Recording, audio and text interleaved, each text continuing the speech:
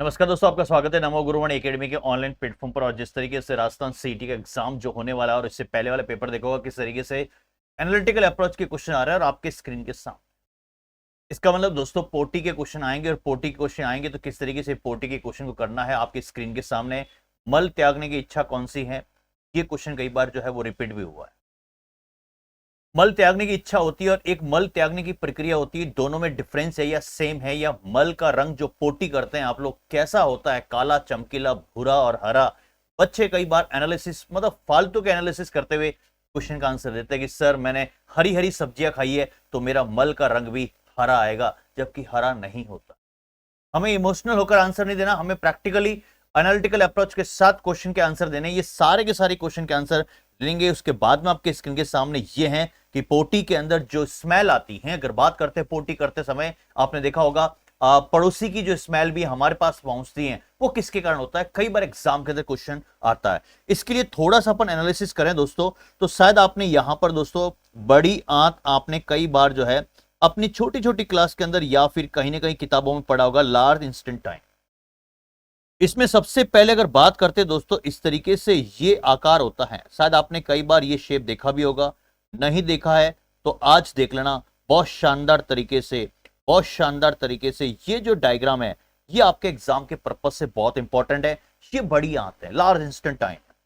लेकिन दोस्तों सबसे इंपॉर्टेंट बात यहां पर यह है कि आपने यहां पर छोटी छोटी क्लास के अंदर या टीचर से आपने पढ़ा होगा, ये जो पिंक कलर का, इसी को आप लोग क्या बोलते हैं? सिक्कम। जो यहां पर सेल्यूलोज की पाचन क्रिया होती है। कि सर बिल्कुल सही है।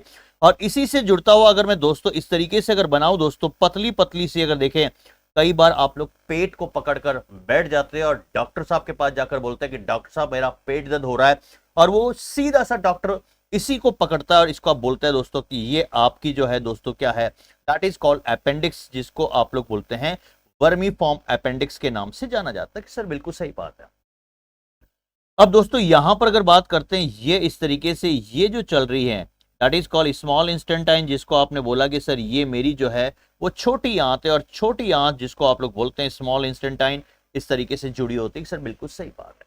लेकिन दोस्तों यहां पर अगर थोड़ा सा इमेज बनाए देखना दोस्तों, बहुत इंपॉर्टेंट है। पोटी के प्रश्न को कैसे सॉल्व करें, पोटी अगर आ गई तो पोटी के क्वेश्चन किस तरीके से सॉल्व करते हैं आप देखिएगा बहुत शानदार तरीके से। सबसे पहले अगर बात करते हैं दोस्तों, यहां पर अगर मैं थोड़ा सा झूम करके बताऊं, अगर बड़ी आंत को अगर झूम करके दिखाऊं कि सर इसमें झूम ज्यादा मत करो नहीं तो पोटी जो है वो नजर आएगी।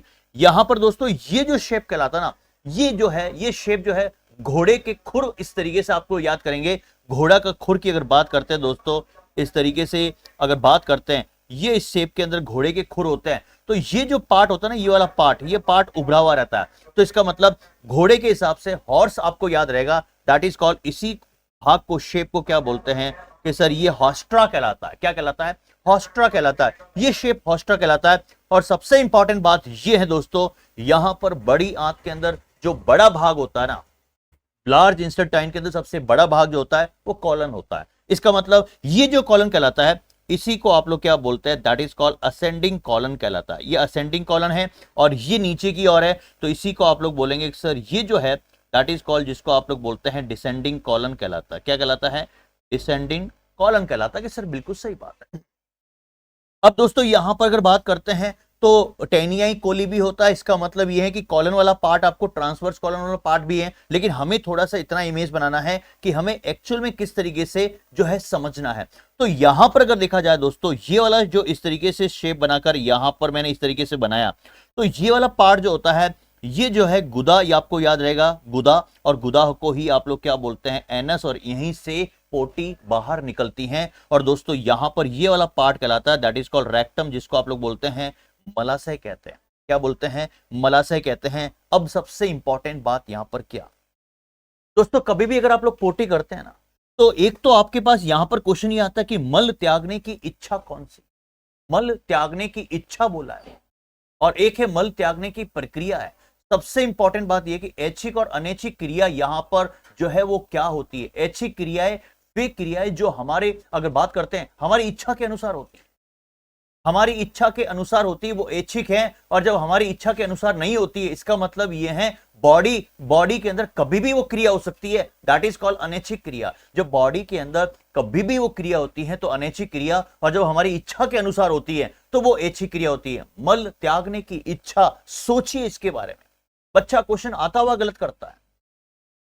इसका मतलब यह है कि हमारी बॉडी के अंदर, दोस्तों ध्यान से सुनना, हमारी बॉडी के अंदर जैसे आमाशय है, स्टमक है, उसमें एंजाइम निकलते हैं, तो क्या वो आपकी इच्छा के अनुसार निकलते हैं? क्या बॉडी जो है यहां पर जो है आपके जो है वो जब चाहे जब निकाल, भोजन गया और भोजन आपने जैसे ही केला खाया, आपने कार्बोहाइड्रेट लिया, आपने प्रोटीन लिया, आपने विटामिन लिया, तो वहां पर बॉडी अपने आप ही जो है वो अपना जो है एंजाइम निकालना शुरू कर देती। इसका मतलब ये दोस्तों अनैच्छिक क्रिया, इसका मतलब जो अपनी इच्छा, कहने का मतलब है बॉडी अपने आप काम कर लेती है, उसे जो है वो अनैच्छिक क्रिया कहते हैं। तो आमाशय में जो एंजाइम निकलते हैं, आमाशय में जो एंजाइम निकलते हैं वो अनैच्छिक क्रिया है। तो यहां पर मल त्यागने की इच्छा कौन सी? इसका मतलब ये दोस्तों बॉडी ने सिग्नल दे दिया है, बॉडी ने सिग्नल दे दिया है, बॉडी ने सिग्नल दे दिया, इच्छा हो रही है। इसका मतलब आपको महसूस होता है कि हाँ अब यहां तक आया है, हाँ यहां तक, ये देखिए अपशिष्ट पदार्थ यहां तक आया है, अनवांटेड सब्सटेंस यहां तक आ रहा है, इसका मतलब इच्छा का सिग्नल दे दिया। तो यहां पर जो इच्छा शब्द है वो कौन सी होगी दोस्तों? दैट इज कॉल्ड अनैच्छिक क्रिया। और मल त्यागने की प्रक्रिया, इसका मतलब दोस्तों अब आपसे कंट्रोल नहीं होता है, अब आपसे कंट्रोल, ये प्रक्रिया होनी तय है। इसका मतलब ये है, इसका मतलब अपनी इच्छा से, इसका मतलब वो कौन सी है? दैट इज कॉल्ड ऐच्छिक क्रिया। तो यहां पर दोनों के आंसर मिल गए। ऐच्छिक क्रिया जो अपनी इच्छा के अनुसार होती है, ऐच्छिक क्रिया जो अपनी इच्छा से नहीं होती है वो अनैच्छिक क्रिया। इसका मतलब बॉडी स्वतः ही काम करती है। तो यहां पर मल त्यागने की प्रक्रिया स्वतः नहीं होता है, इसमें आपका है ऐच्छिक वाली होगी। जैसे सपोज मानिए आंखों की पुतलियों का झपकना, आंखों की पुतलियों का झपकना, क्या वो आपकी इच्छा से होती है क्या? आपकी इच्छा होती तब होती है क्या? इसका मतलब अनैच्छिक क्रिया। इसका मतलब हमें देखना है दोस्तों, हिचकी आना, डकार आना, तो ये सारी की सारी क्रियाएं कौन सी है? अनैच्छिक। हमारे हृदय की धड़कनें धक धक धक धक धक धक धक धक धक धक, इसका मतलब वो अपनी इच्छा से नहीं है, वो बॉडी स्वतः ही करती है। दैट इज कॉल्ड, जिसको आप लोग क्या बोलते हैं? अनैच्छिक क्रिया। आप मल त्यागते हैं, पोटी त्यागते हैं, लेकिन इस क्वेश्चन का आंसर नहीं पता, आता हुआ क्वेश्चन गलत हो जाता है। That's point to be noted. अब उसके बाद में दोस्तों मल का रंग कैसा होता है? Point to be noted. कई सारे बच्चे बोलते हैं कि सर मैं हरी सब्जियां ज्यादा खाता हूं तो मेरा हरा होगा, मैंने हल्दी की सब्जी ज्यादा खाई तो मेरा पीला होगा, मैंने जो है वो चमकीला जो है वो ज्यादा जूस पिया है तो चमकीला। अरे ऐसे कैसे सोचते हो? एनालिटिकल अप्रोच के क्वेश्चन सोचना है। इसका मतलब मल त्यागने की इच्छा के क्वेश्चन आपके सेट हो गए, मल त्यागने की प्रक्रिया का क्वेश्चन हो गया। अब मल का रंग पूछ रहे, इसका मतलब कलर कैसा है, उस पोटी का कलर कैसा है, उस विष्ठा का जो है अनवांटेड सब्सटेंस का रंग पूछ रहे दोस्तों। तो इसका मतलब दोस्तों सीधी सी अगर बात बताऊं ना, तो आप जब भी दोस्तों कभी भी मल त्यागने के लिए जाते हैं, इसका मतलब आपने पोटी की, जैसा मैं तो पोटी करता हूं, आपने पोटी की, और पोटी जैसे ही करते दोस्तों, इसका मतलब जोर से आप लोग जैसे ही पोटी को निकालते हैं करता हुआ, इसका मतलब पोटी बाहर आ गई। और पोटी बाहर आ गई दोस्तों, वो पोटी क्या हो गई? स्थिर हो गई। वो पोटी स्थिर हो गई, और स्थिर हो गई वो पोटी, ध्यान से सुनना, वो पोटी जो है स्थिर हो गई, स्थिर हो गई। मुझे बिलीव नहीं हो रहा है, मुझे बिलीव नहीं हो रहा है, मुझे बिलीव नहीं हो रहा है। वो पोटी स्थिर हो गई, मुझे बिलीव नहीं हो रहा है। इसका मतलब क्या है? इसका मतलब ये है कि वो पोटी स्थिर हो गई। स्थिर और बिलीव, इसका मतलब ये दोस्तों, स्थिर को बिलीन के कारण पोटी का जो रंग होता है, इसका मतलब वो कैसा होता है? स्थिर को बिलीन, इसका मतलब इसके कारण ही वो पोटी का रंग कैसा होता है दोस्तों? भूरा भूरा ब्राउन होता है। कई बार एग्जाम में क्वेश्चन आया। इसका मतलब स्टील को बिलिन आया कहां से?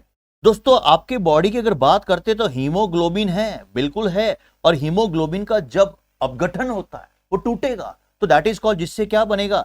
मैंने यहां पर बताया भी था, दैट इज कॉल्ड बिलिरुबिन बनाएगा। और जब बिलिरुबिन बनाएगा तो बिलिरुबिन बनता है, तो बिलिरुबिन के कारण जो है वो क्या बनता है दोस्तों? दैट इज कॉल्ड स्टील को बिलिन बनता है, स्टील को बिलिन। मुझे ऐसा यहां पर क्या हो रहा है? मेरी पोटी, इसका मतलब वो पोटी है, मैंने पोटी की, वो पोटी स्थिर हो गई, मुझे बिलीव नहीं हो रहा। वो बिलीव ही नहीं हो रहा है। इसका मतलब आपने ताकत लगाई और पोटी स्थिर हो गई, मुझे बिलीव नहीं हो रहा है। स्टीर को बिलीव, इसका मतलब ये पोटी का रंग कैसा होता है? भूरा। तो यहां से आपके दो क्वेश्चन सेट हो जाएंगे 100%। पहला कि मल का रंग, पोटी का रंग कैसा होता है, दैट इज कॉल्ड ब्राउन, इसका मतलब भूरा। ये आप जो सोच रहे हैं ना बिना दिमाग के, सर मैंने हरी सब्जी खाई तो हरी पोटी आएगी, मैंने यहां पर हल्दी की सब्जी ज्यादा खा ली, अरे यार हल्दी की सब्जी तो पीले पीले आ गई, अरे नहीं, क्वेश्चन गलत हो जाएगा। मल का रंग भूरा किसके कारण होता है? HCl के कारण, विटामिन B12 के कारण, मेलेटोनिन के कारण, या स्टीरकोबिलिन के कारण, दैट इज कॉल्ड स्टीरकोबिलिन। आंसर क्या होगा? डी। क्वेश्चन को ध्यान से देखना, राजस्थान कर्मचारी चयन बोर्ड और आने वाला एग्जाम CET 2024 की अगर बात करते हैं दोस्तों, यहां पर 2024 का जो एग्जाम होने वाला है उसमें एनालिटिकल अप्रोच के क्वेश्चन ज्यादा डालेगा। और साफ साफ उन्होंने इंडिकेट दे दिया है कि हमें अधिकारी चाहिए तो स्मार्ट चाहिए, रटने वाले नहीं चाहिए। पोटी में दुर्गंध किसके कारण आती है? कई बार बच्चे बोलते हैं कि सर ऑप्शंस में ही नहीं है, हमने भिंडी ज्यादा खाई इसलिए दुर्गंध आ रही है, हमने आलू खा लिए इसलिए जो है वो बदबू आ रही है, हमने दाल ज्यादा पी ली, हमने दूध ज्यादा ले लिया। अरे बदमाशो, क्वेश्चन को स्मार्ट लेवल में सोचो। HCl के कारण, इंडोल ट्रिप्टोफैन के कारण, और यहां पर जेडरस के कारण या साइनोकोबाल्मिन के कारण। आपको एक ही ध्यान रखना है, यहां पर क्या ध्यान रखना है? Point to be noted.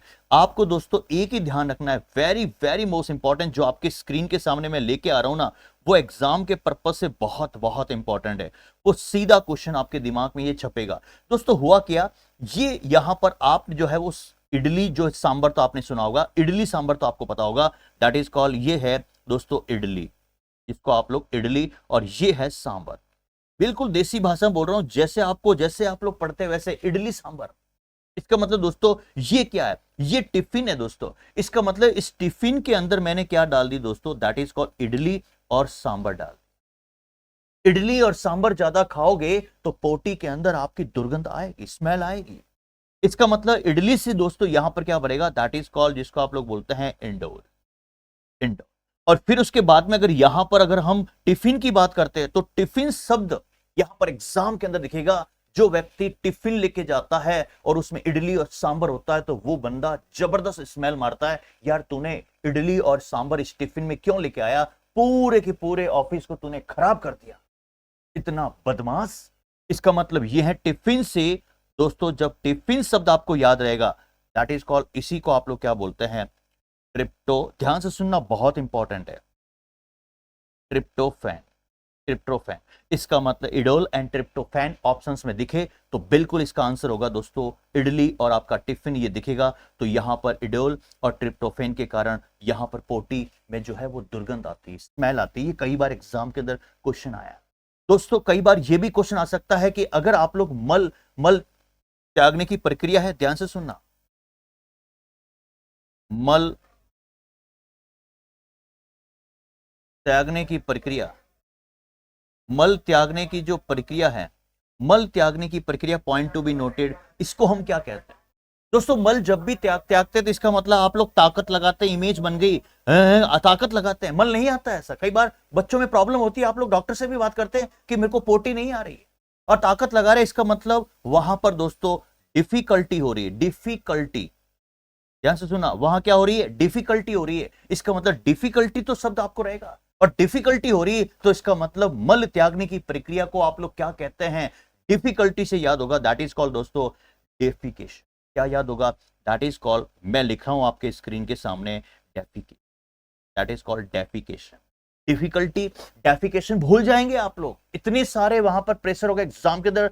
मल त्यागने की प्रक्रिया को क्या कहते हैं, अरे यार ताकत लगती है और ताकत है फिर भी डिफिकल्टी हो रही है, तो difficulty say that is called defecation. Question 100% set होगा, 40 में से एक भी क्वेश्चन बाहर नहीं जाएगा, ये मांगीलाल का दावा है। आज के लिए इतना ही, फिर वापस एक नए जोश और जुनून के साथ में एक नए टॉपिक के साथ आते हैं। और दोस्तों ज्यादा अगर साइंस से आपको देखनी है प्रॉपर तरीके से, रियल में 100%, अगर आपको फुल कोर्स अगर आपको देखना है, एप्लीकेशन पे जाइए, एप्लीकेशन का नाम है, गूगल प्ले स्टोर पे जाइए, मांगीलाल चौधरी सर, उसमें देखिए कि मेरा पढ़ाने की कला क्या है, मैं कैसे सब्जेक्ट को दिमाग में सेट करता हूं। वो सारी कला उस एप्लीकेशन पे आपको 100% रूप आपको दिखेगा। और टेलीग्राम का चैनल का नाम है science by Mangilal Chaudhary sir, उसका भी लिंक आपका डिस्क्रिप्शन में है। थैंक यू सो मच, जय हिंद।